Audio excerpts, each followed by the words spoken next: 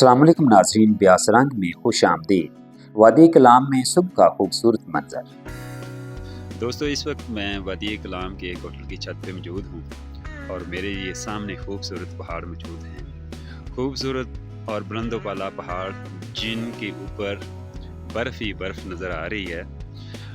बर्फ़ की चादर जो है वो पहाड़ों ने ओढ़ी हुई है और ऐसे लग रहा है कि जैसे रुई जो है वो पहाड़ों के ऊपर पड़ी है।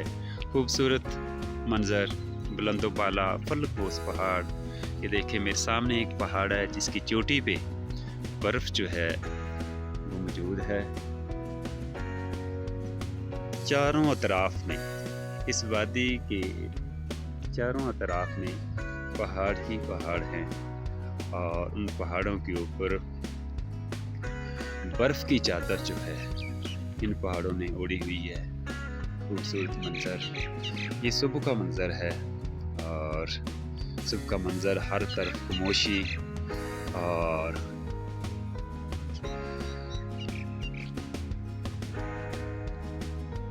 परिंदे चहचहा रहे हैं, खामोशी है।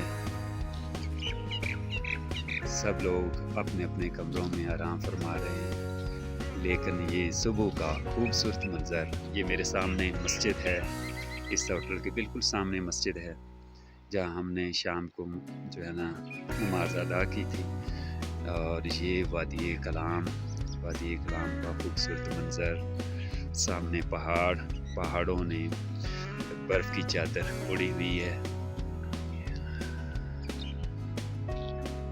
एक ख्वाब था कि वादी कलाम को देखा जाए और आज अल्हम्दुलिल्लाह रात को ही हम इस शहर में पहुंच आए थे और एक होटल में क़याम किया हुआ है।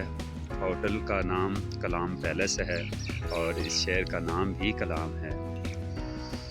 सबसे बड़ी बात ये खूबसूरत सुबह का मंज़र, हर तरफ खामोशी ही खामोशी है, सिवाय परिंदों के चहचहाने के और आबशारों की आवाज़ों के।